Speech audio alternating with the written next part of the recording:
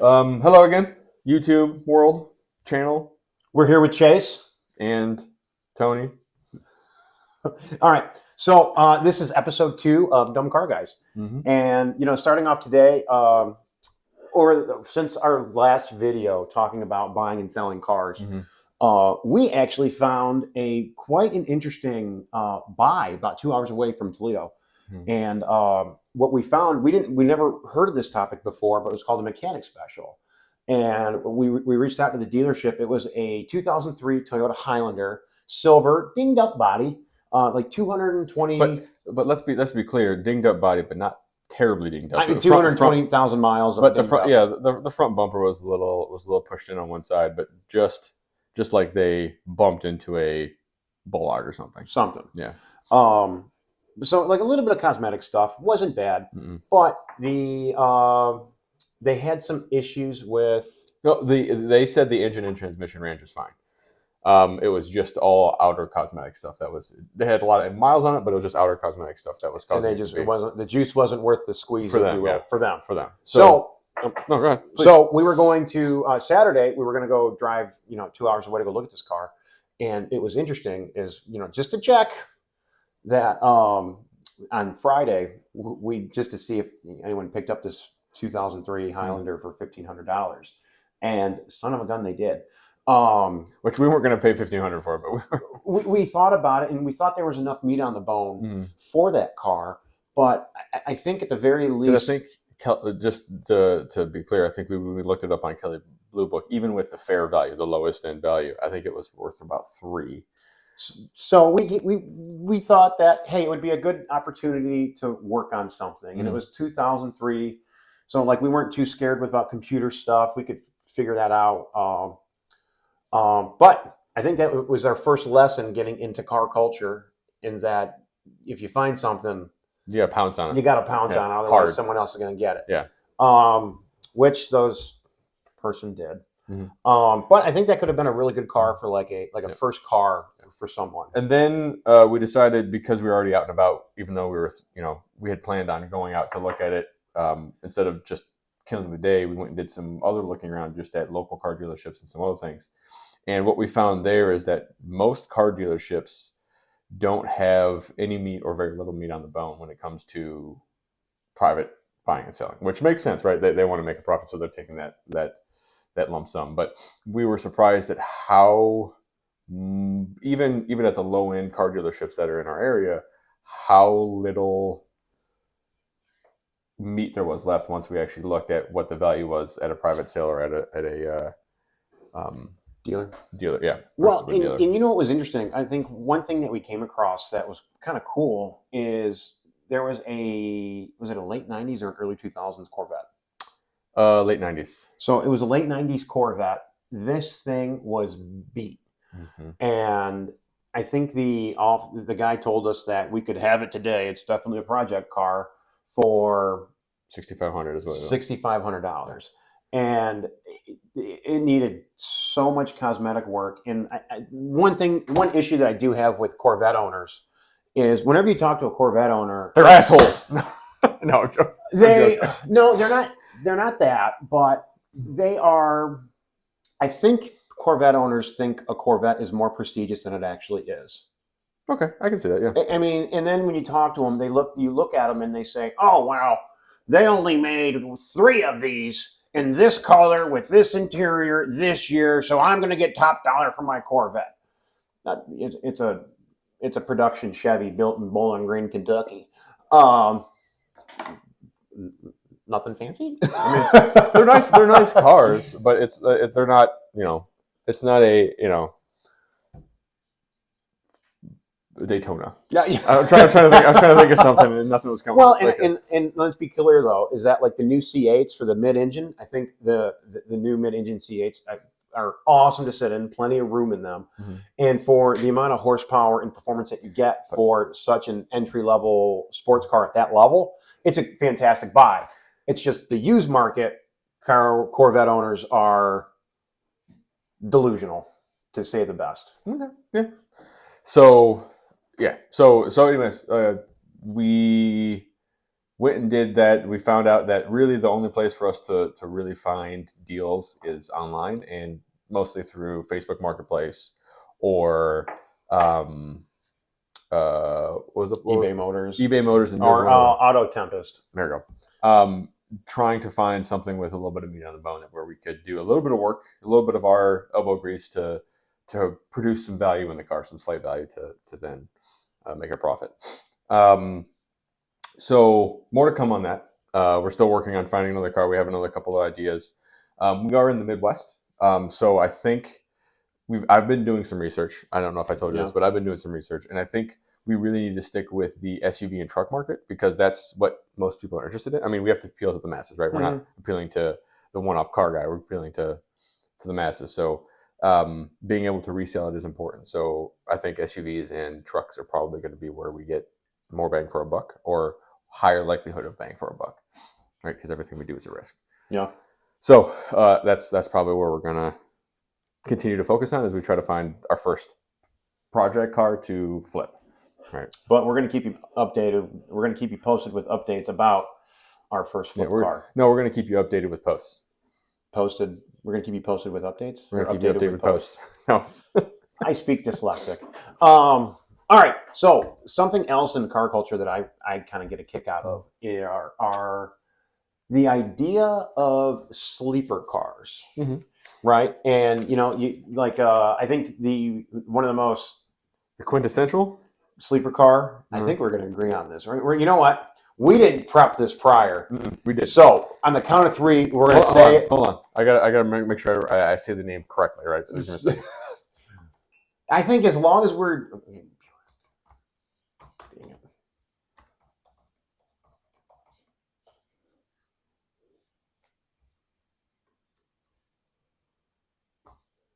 Oh, okay. Yep. I remember the name now. Sorry. Yes. Ready? So we're going to go like 3, 2, 1, then say it? Yeah, 3, 2, 1, shoot. All right. 3, 2, 1. Say it. Yes. Okay. 3, 2, 1. Grand National. Grand National. Yeah. So I think the idea of having a car that looks totally unassuming, and then even if it's not the fastest belle of the ball, but just to surprise those douchey BMW owners that they don't have a fancy they don't have a fast BMW, but they think oh, I'm driving a German piece of engineering. I can smoke anything on the road. Or even people who drive big turbocharged trucks don't like them. So that's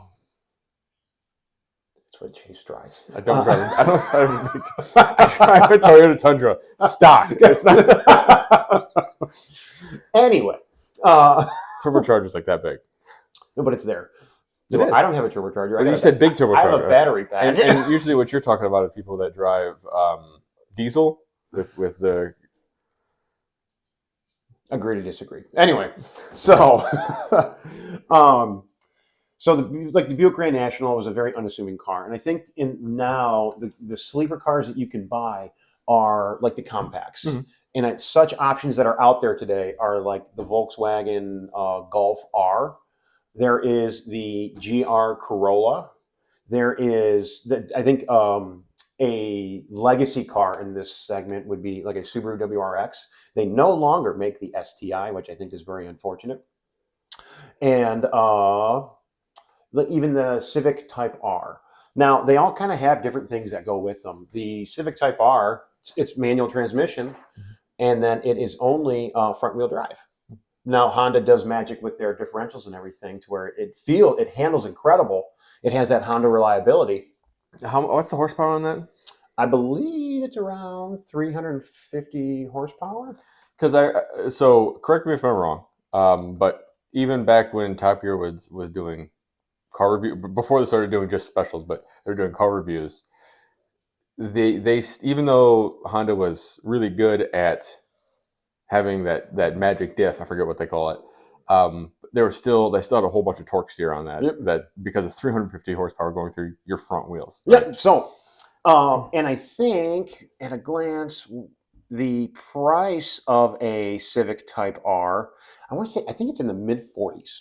That's expensive. So, and then there are the other options that we have are, like I said, the GR Corolla, and if you get top of the line of that, it's $45,000. for a Corolla. I just I mean, that's the same thing with the Civic. It's still a I, Civic. Like I, it's a Civic's a great car, but for $40,000, $45,000, you're in the now market of low end, high luxury cars. So you know what? I'm glad you brought that up because just digging around the old interweb today and trying to find something that's comparable. So, like at the top of the line, even at top of the line Subaru WRX, which only has the 271 horsepower, is still like $45,000, right? The Golf R, $45,000. Type R, $45,000. GR Corolla, top of the line, you can get up to about $44,000. So I was looking at other things. Now, this isn't really a sleeper car, but there is the BMW M240i Mm-hmm. 2 Series. Okay. And you can get it in a coupe or a sedan. Mm-hmm. Just if I would ever be a BMW owner, I think I would have to get a coupe. Yeah. Because I just can't. But the M240i, it's very well equipped. It's not top of the line. It has about 385 horsepower, and you can get into it for about just over 50 grand. Okay. And I think having that 385 horsepower, rear wheel drive, and not dealing with any of the all wheel drive systems, the front wheel drive systems. I think that would be if you're in the new car market, that would be a really good option. So I don't disagree with you because especially you're paying what an extra $6,000, which if you look at it in terms of payments per month or the price per month of car ownership, because that's kind of the way most people look at cars now. It's not $65,000, but it's $500 a month. Mm-hmm. Right? $6,000 is $60 more a month, right? Roughly. Depending on interest rates and other things. That's some people's Starbucks order for the week. That's what I'm saying. Like it's not that big of a lift for a significantly. I don't know if it's really a better car, but it definitely feels more prestigious. It feels like you've accomplished something by driving that car.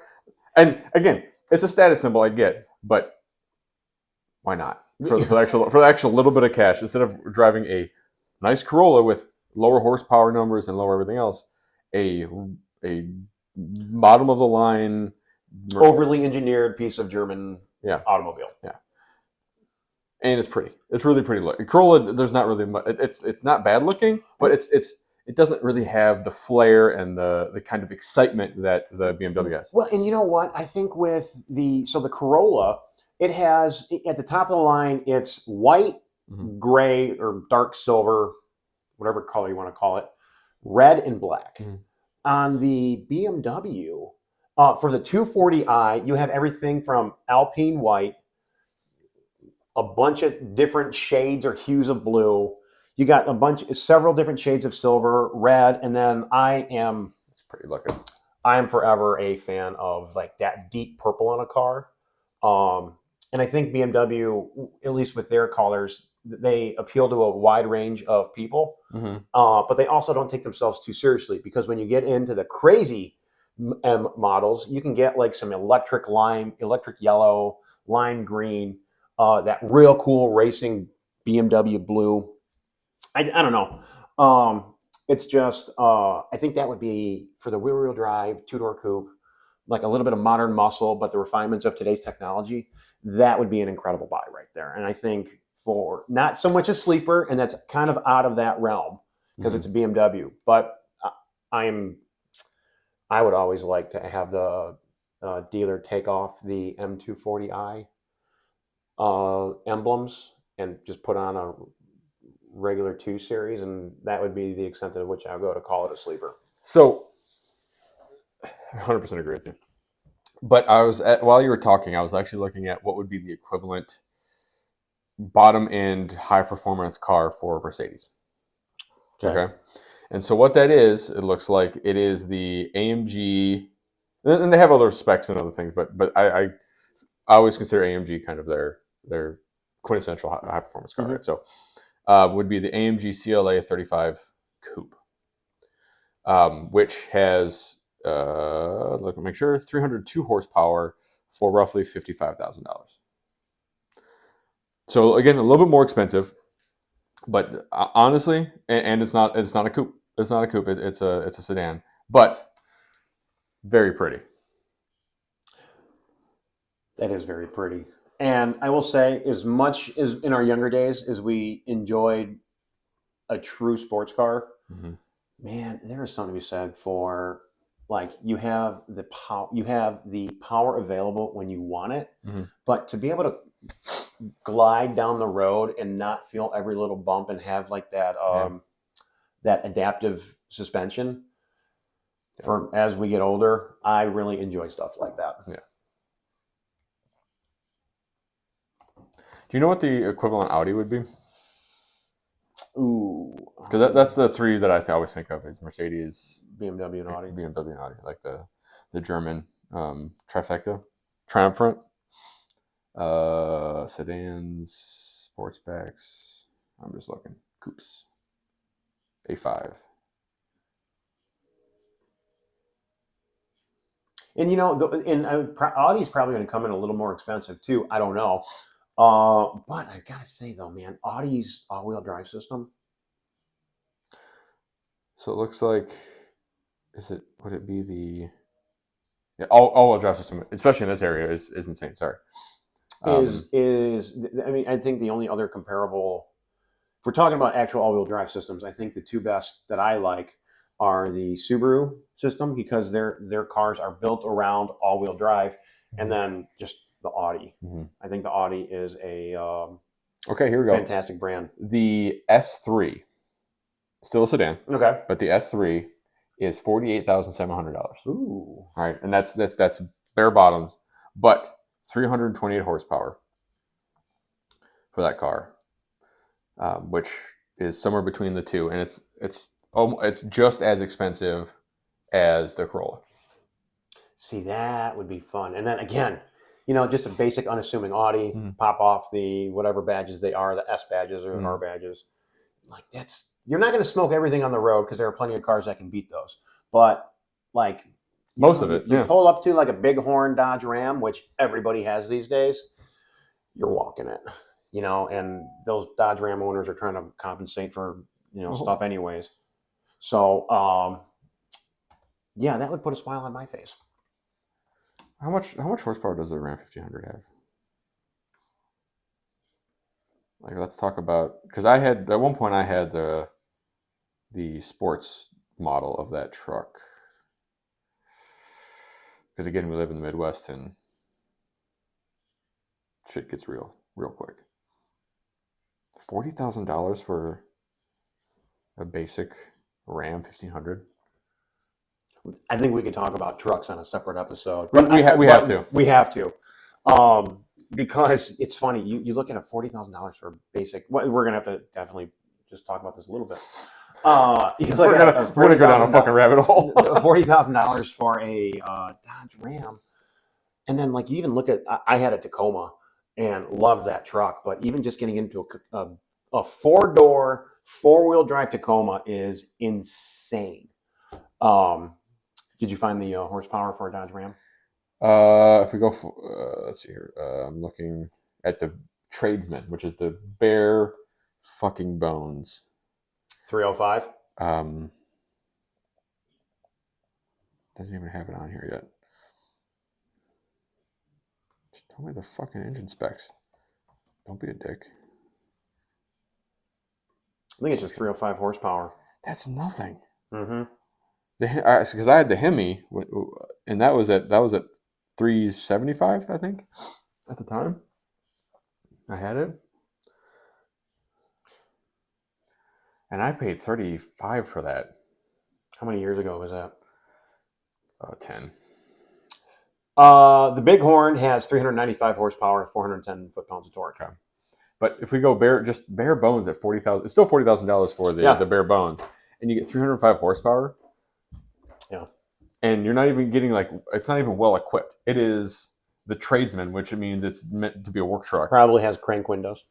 It is $40,000, and they usually have deals and stuff on it, but it's still That's insane. Yeah. Insane to Okay. me. So this is going to be another talk. We're just going to have to do a whole day on just Rant on trucks. rants on trucks, and I think even though I mean, let's be real. I think Dodge has some fun vehicles. Mhm. None of it's really good quality build. No, so I think isn't it true, or what they always say is that the transmissions, the drivetrain on those trucks are indestructible, but the cars themselves are terrible. Because I mean, from my intents and purpose, I own my truck for, actually I owned it for 10 years. So it was 12 years ago that I bought that car, and it only had a little bit of rust at the end of it at the end of the 10 years, and everything worked the whole time I had it, right? So it wasn't that big a deal. But I don't know, it didn't age well. Okay, so you mean like cosmetically and wear and tear, Yeah. it didn't age well. However, The seats ripped. mechanically speaking, It worked fine. in terms of mechanically speaking, in terms of form, function, and durability of that truck, I think it was a great buy for you, and it served you well for hauling stuff, doing things like that. But those Dodge Rams from 12 years ago, personal experience. I think we have to have a discussion about that. Yeah. But let's just say that you could likely safely jump railroad tracks. You could launch that car at about 60. At about 60, and get some decent air, and it survives. Straight and narrow. Landed on all four wheels and kept moving. No leaks. Not talking about that from personal experience whatsoever. Yeah. Okay. So, but going back to kind of the original concept of what we're discussing, which is high end, low value, high end versus high end, low value. Right. So looking at those comparisons and which one's actually better. The other thing that we have to think about that we actually didn't discuss at all is serviceability. Oh yeah, German engineering, man. Well, but the problem is it's fucking expensive. So you buy a nice Audi, or you buy a nice BMW, or buy a nice whatever for $45,000, and then you buy the car outright, right? So you end up paying $60,000 or whatever, $55,000 for the AMG. And 3 years, 4 years down the road, after it's out of warranty or whatever, you end up breaking something, right? A tie rod or a hose, or some electrical gremlin, gasket, something. Those tend to be more expensive fixes than a Corolla, right? So I think if you want, I think you're going to get a better quality car. Although the Corolla is pretty high quality, lasts forever. But I think you're going to get a better. It feels like you're going to get a better car. It seems like you're going to get a better car when you go with a AMG, but the cost of ownership is still really high, right? Because you still have to pay for all of the fixes for it. So it's in all honesty, it's always a matter of preference. But I think I still would lean, in this point in my life, I would still lean towards probably the Mercedes or the Audi. I was looking at all the cars that we discussed. Yeah. Not BMW. Not really. I've never been a big BMW fan, and it's mostly with the way their body style is, because it looks nice, but there's so many copies of it and variants of it from lower end models that it kind of blends into a certain degree. And that's kind of why I blended because the BMW is a more unassuming vehicle compared to especially Mercedes. With the Mercedes is a very well defined grille, where I kind of drifted into that within the sleeper conversation. Yeah. But it's still a sleeper car. It looks unassuming. I mean, it looks nice, but it looks unassuming, right? It doesn't look like it's gonna walk away, right?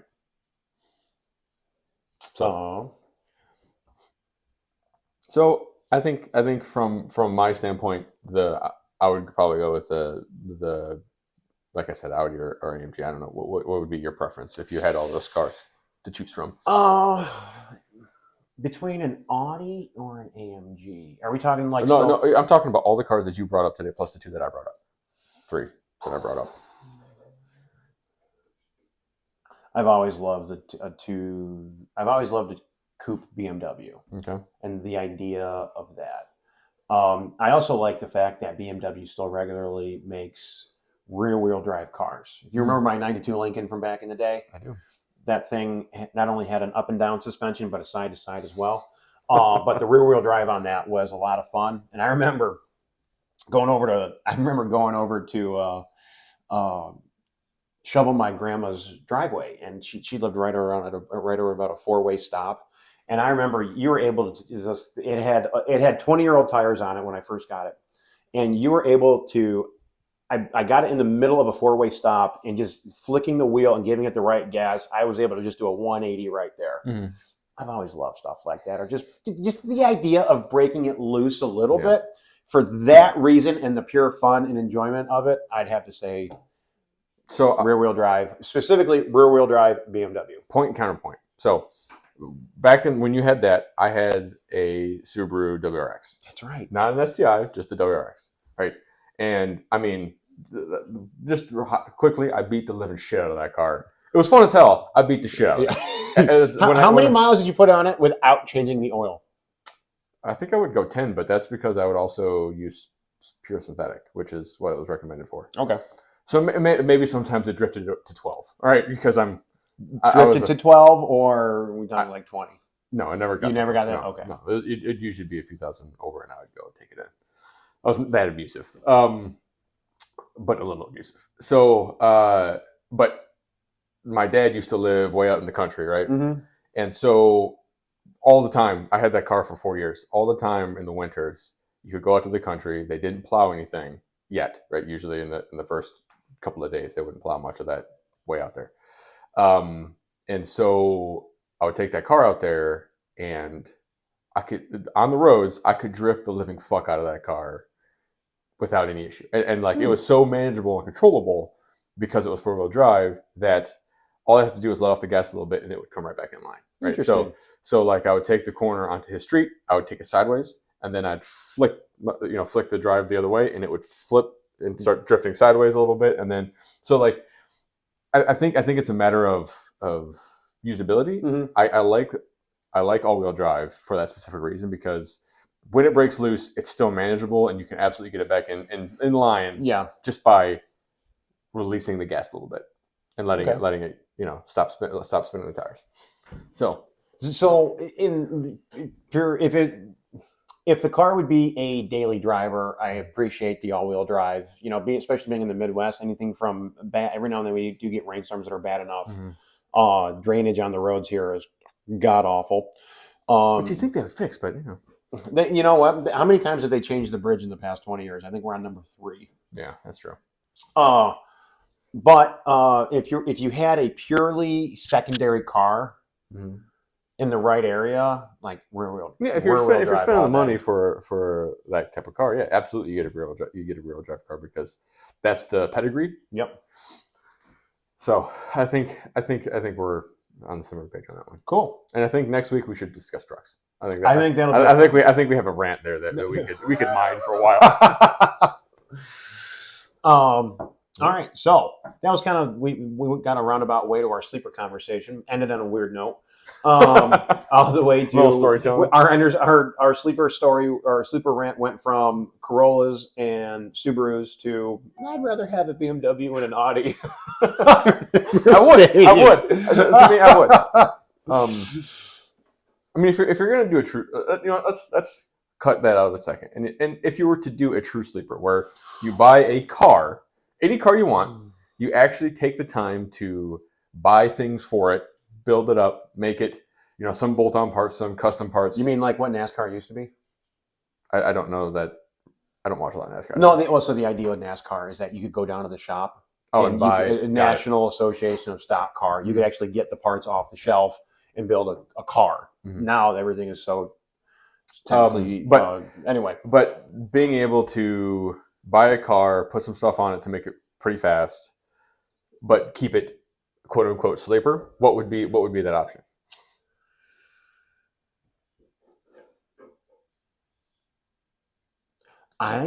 Okay, so I think you need a model that either has a standard all-wheel drive or at least rear-wheel drive. Okay. Um, and then it's doing all the things to like make it unassuming yet a monster under the hood. So how going, far are we willing to take it? Because what you just described is a minivan. They make all-wheel drive minivans. If you took that and did some stuff to it, you could be fast as hell. you know what? That would be fun. like, That like how far? Because no one expects a minivan to be pulling 400 horsepower. Oh man. So if we were going to do minivan sleepers, can't be a Honda because their transmissions on the Odysseys are garbage. I agree with that. We've had a few of them. Yeah. And then which other ones are there's all-wheel the drive? Pacifica. Is that all-wheel drive or is that front-wheel drive? You might be able. Yeah. Okay. So I would imagine that there is an all-wheel drive version of a Pacifica. Do you want a Chrysler all-wheel drive system to soup up? No.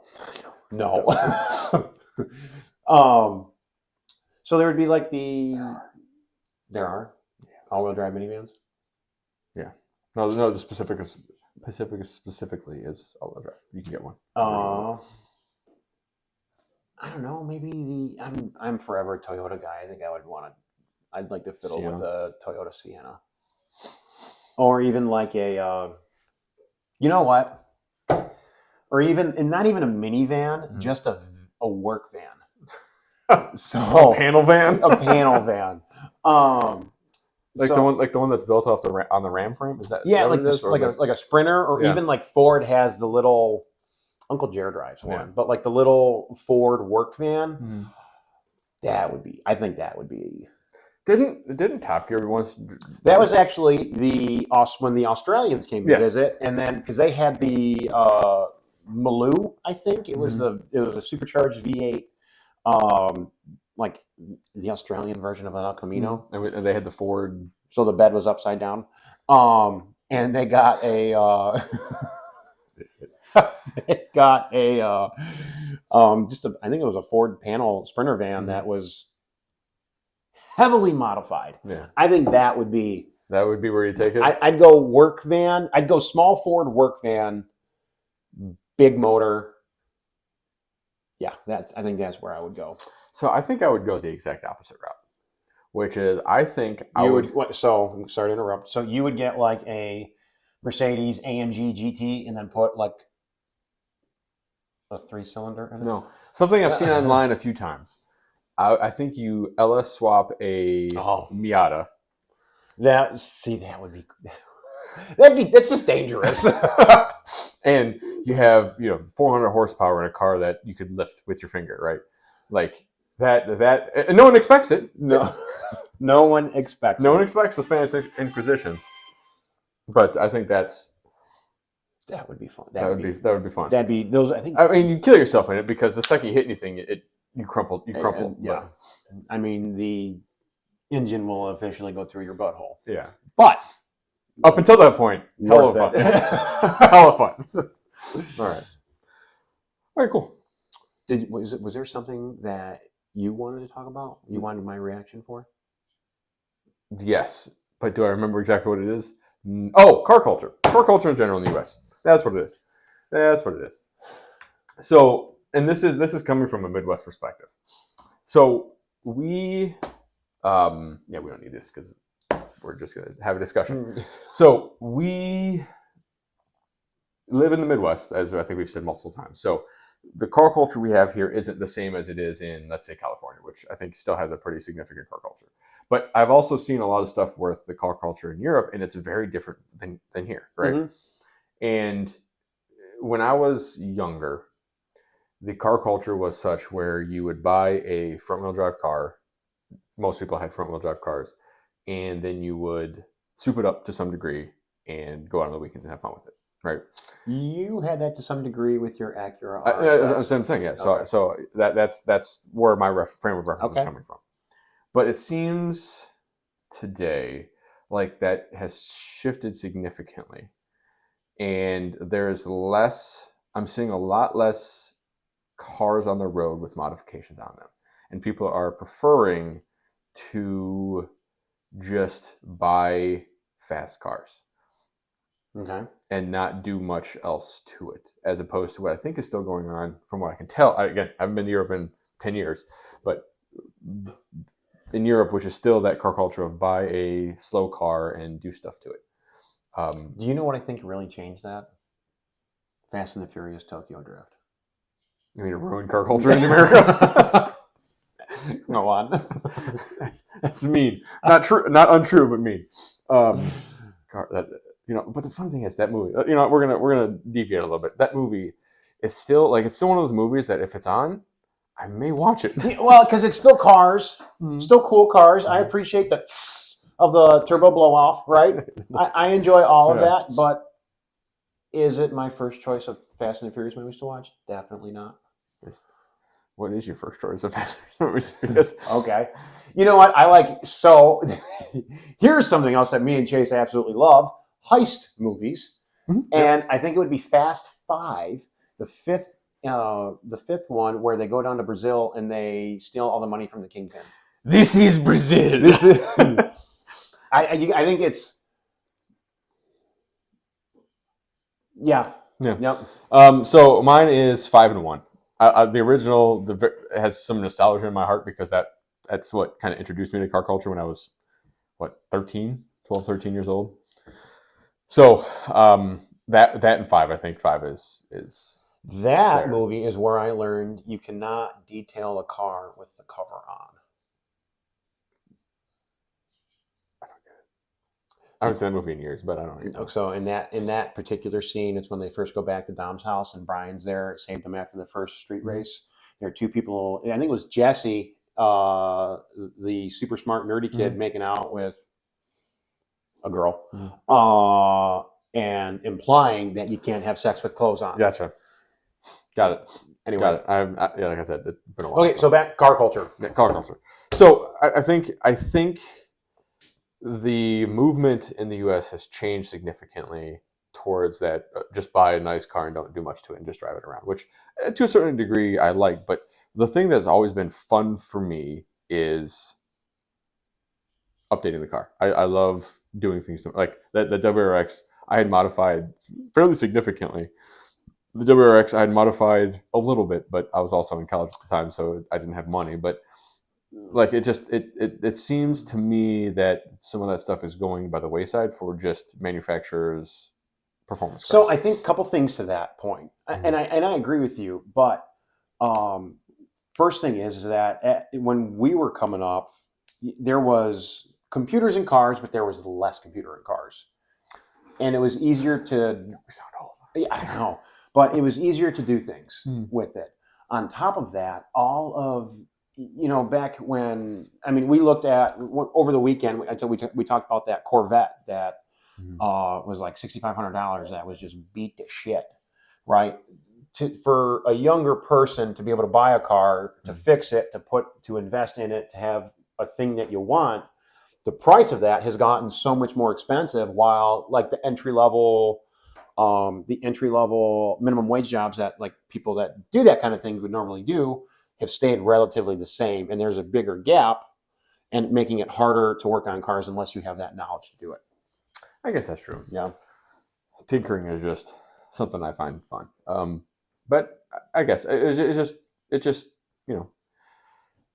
I liked going and hanging out with my friends and seeing what other people have done to cars. Yeah.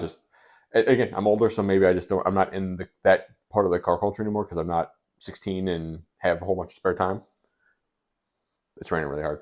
Midwest Ohio. Mm-hmm. But yeah, so it just I see that we have one car that lives around here that is highly modified.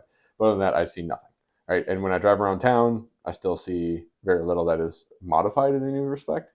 So it just seems like it's a lot less. Mm-hmm. I'd agree with that. And I do think that's a little unfortunate because, whether it was like the tuning for performance in the turns, straight line, drag race, That's definitely not here, but I would imagine that in like other parts of the country, like Tornado Alley areas. I mean, they had a Street Outlaws TV show just purely about street racing. How real that was, Wasn't, but how real that was, is like wrestling. yeah, Right? I was about to say it's as real as wrestling. Yeah. But I do think there are areas we just live in in terms of car culture, I think we live in a very gray area. There are still car shows on the weekends, but it's not. It's not. No. It's all old retired Jeep workers that bought a Chevy Nova 40 years ago, whenever Chevy Novas were being made, and then they've just held on to it, and it's their baby, and I it's think you're at 60 now. yeah, that's bananas. But yeah, I think it's part of our location, and if you went down to, Like I said, I think California still has a pretty big car culture. So if we went to California, you'd probably see something very different. But the Midwest where we live, it's just less so. And it's depressing. well, and I think part of it would be the Oh, she's probably trying to call me. hello. Hey, Hey, you're on camera right now, so You're don't fine. say any bad words. I know you swear like a sailor. This is my sister, by the way. We're gonna cut it out. It's not. Don't worry about it.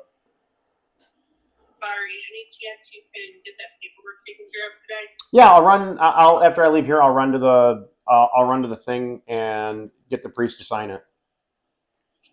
Thank you. All right, coolio.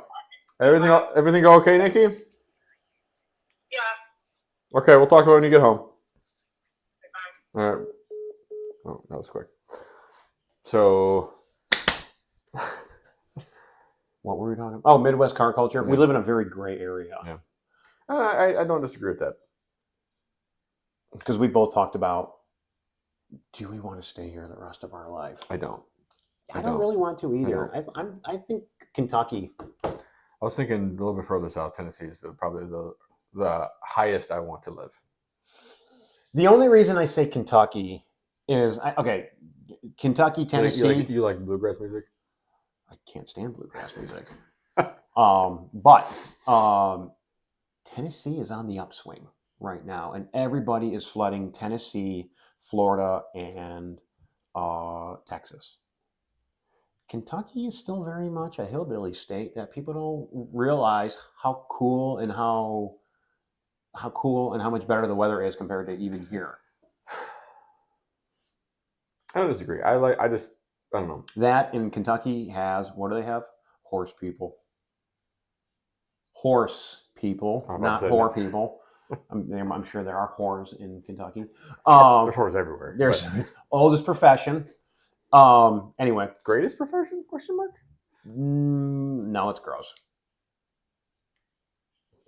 We could really have a funny conversation about that now. In sleeper cars, not for sleeping in. I don't like it. I don't like it. I've had better. Yeah. Yeah. Anything else? No, I think We're gonna wrap it up. I think that pretty much sums it up for our weekly rant on car culture, sleeper cars, and the gloomy Midwest Ohio. Yeah.